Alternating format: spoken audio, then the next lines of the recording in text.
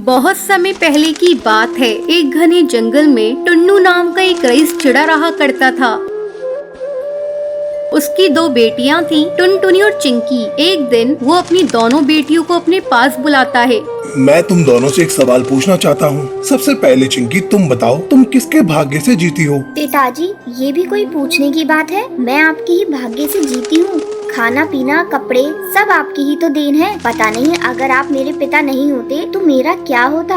जमींदार कहता है। चिंकी, मैं तुम्हारे जवाब से बहुत खुश हुआ। मुझे पता था तुम्हारा जवाब यही होगा। फिर जमींदार अपनी छोटी बेटी टुनटुनी से पूछता है। टुनटुनी बेटा, अब तुम बताओ, तुम किसके भाग्य से जी रही हो? पिताजी, सभी अपनी अपनी भाग्य से जी रहे हैं। मैं भी अपनी भाग्य से जी रही हूँ। मूर्ख लड़की, तू मेरा दिया खा रही है, मेरा दिया पहन रही है और कह रही है कि तू अपने भाग्य से जी रही है। निकल जा यहाँ से। आज के बाद इस घर में तेरी कोई जगह नहीं है। 4 दिन जब भूख प्यास से तड़पेगी तब समझ जाएगी कि तू किसके भाग्य से जी रही है। ये कहकर जमींदार अपनी बेटी टुनटुनी को घर से बाहर निकाल देता है।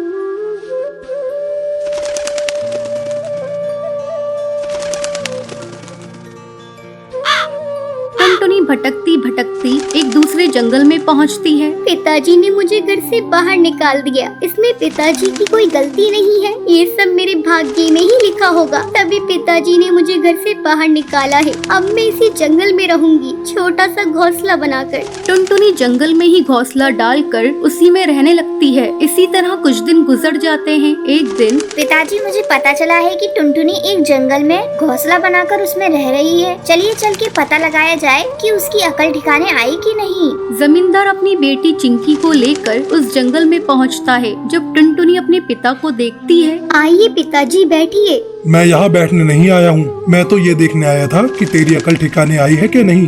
टुनटुनी, तू जल्दी से बता दे कि तू पिताजी के भाग्य से जी रही है। नहीं चिंकी दीदी, मैं अपने भाग्य से जी रही हूँ। ये सुनकर जमींदार गुस्सा हो जाता है और घोंसले को तहस नहस कर देता है।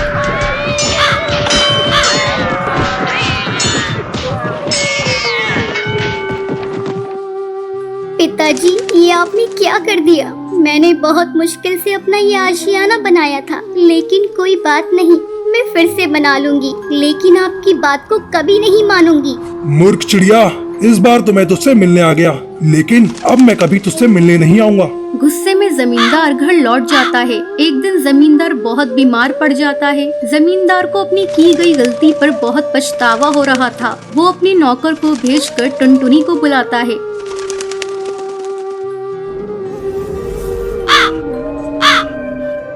टुनटुनी बेटा, मुझे माफ कर दे। मेरा अंतिम समय निकट आ गया है। मैं समझ गया हूँ सभी लोग अपने अपने भाग्य से जीते हैं। पिताजी, मैं तो आपसे कभी नाराज थी ही नहीं। मैं तो आपसे बहुत प्यार करती हूँ। तो बेटा, मैं चाहता हूँ कि तू आज के बाद तू इसी घर में रहे। टुनटुनी अपने पिता की बात मानकर अपने घर में खुशी खुशी रहती है। चंदनवन जंगल में टुनटुनी चिड़िया अपनी बूढ़ी बीमार माँ टोनी चिड़िया के साथ रहती थी। वो टोकरियाँ बनाकर उन्हें जंगल में बेचकर अपने घर का गुजारा करती थी।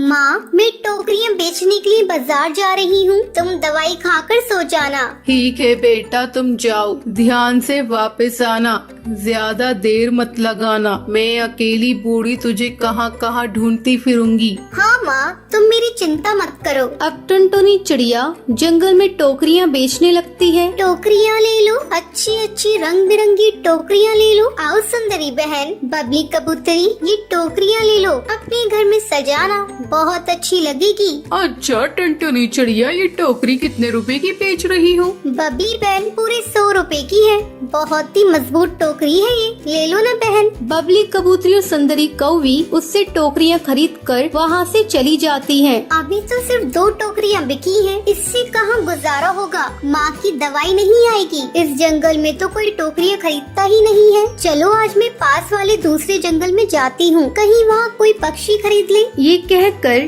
टुनटुनी चिड़िया वहाँ से जंगल चली जाती है। टोकरियाँ ले लो, रंग बिरंगी टोकरियाँ ले लो, अच्छी मजबूत टोकरियाँ ले लो। तभी वहाँ पर एक जिगरबाज आता है। वो टुनटुनी चिड़िया को तंग करने लगता है। ओए होए, ए चिड़िया, कहाँ जा रही है तू? लगता है इस जंगल में तुम नई आई हो। जरा मुझे भी दिखाओ कैसी टोकरियाँ बेच रही हो। जिगरबाज टुनटुनी चिड़िया को तंग करने लगता है। कोई मुझे बचा।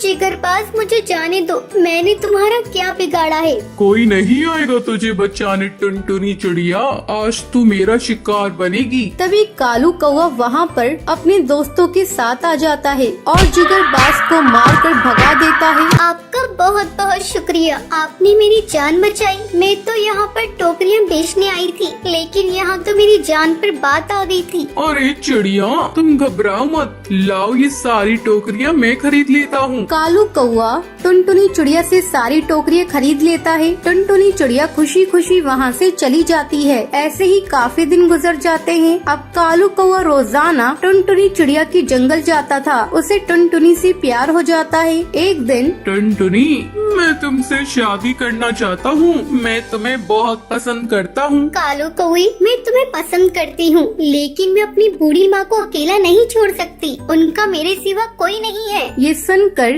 कालू कौवा टुनटुनी से कहता है, अरे टुनटुनी बस इतनी सी बात है, मैं तुम्हारी माँ का भी ख्याल रखूंगा, वो शादी के बाद हमारे साथ रहेंगी। ये सुनकर टुनटुनी बहुत खुश हो जाती है। और कुछ दिनों बाद कालू कौवे एक जंगल में टुन्नू अपनी पत्नी टूनी और अपनी बेटी टुनटुनी से बहुत प्यार करता था। टूनी, मैं तुम दोनों के बिना जीने की कल्पना भी नहीं कर सकता। अगर मुझे कुछ हो जाए तो तुम मेरी बेटी का ख्याल रखना। मरे आपके दुश्मन, आप ऐसी बातें क्यों करते हैं जी? आपकी उम्र तो 100 साल हो, आपको मेरी भी उम्र लग जाए। पापा, आपने मेरे लिए क्या लाया? बेटा, आज मैं तेरे लिए तेरी मनपसंद जूते लेकर आया हूँ, इसे पहनकर मुझे दिखाओ। टुनटुनी जूते पहनकर टुन्नू को दिखाती है। पापा, ये जूते तो बहुत सुंदर हैं। मैं कल इसे अपनी सहेलियों को दिखाऊंगी। आप दोनों बाप बेटी बातें कीजिए, मैं आपके लिए खिचड़ी बना कर लाती हूँ। टूनी जैसे ही खिचड़ी बनाने के लिए किचन में जाती है, वो बेहोश होकर नीचे गिर जाती है। पापा जल्दी आओ, देखो माँ गिर गई। टुन्नू दौड़कर वहाँ पर आता है। अरे ये टोनी को क्या हो गया? मैं अभी डॉक्टर को लेकर आता हूँ। टुन्नू डॉक्टर को घर लेकर आता है। डॉक्टर टूनी का चेकअप करती है। बधाई हो, आपकी पत्नी माँ बनने वाली है। अब आपको इनका बहुत ख्याल रखना होगा। डॉक्टर के जाने के बाद टुनटुनी बेटा, अब तुम्हारा भाई आने वाला है। मेरे ऑफिस जाने के बाद तुझे ही तेरी माँ का ख्याल रखना है। ठीक है पापा, अब मैं माँ का ख्याल रखूंगी, उन्हें एक भी काम नहीं करने दूंगी। क्यों? मुझे क्या हुआ है? मैं काम क्यों नहीं करूँगी? माँ, डॉक्टर ने आपको आराम करने को कहा है। मैं कुछ नहीं जानती, मैं आपकी एक भी नहीं सुनूंगी। अब से घर का सारा काम मैं करूँगी। मैं अभी जाकर पापा के लिए खिचड़ी बना कर लाती हूँ। अच्छा मेरी माँ, जा और संभाल कर बनाना। टुनटुनी खिचड़ी बनाने जाती है। अरे क्या तोड़ दिया, जरा संभाल कर काम करो। वो कुछ नहीं माँ, चावल का डब्बा नीचे गिर गया था। थोड़ी देर बाद टुनटुनी खिचड़ी बनाकर लाती है। पापा, ये लो खिचड़ी और खाकर बताओ ना कैसी बनी है। टुन्नू खिचड़ी खाता है। खिचड़ी तो बहुत अच्छी बनी है। टूनी, तुम भी खिचड़ी खाकर देखो। वाकई टुनटुनी ने खिचड़ी बहुत अच्छी बनाई है। माँ, आज रात का खाना मैं ही बनाऊंगी।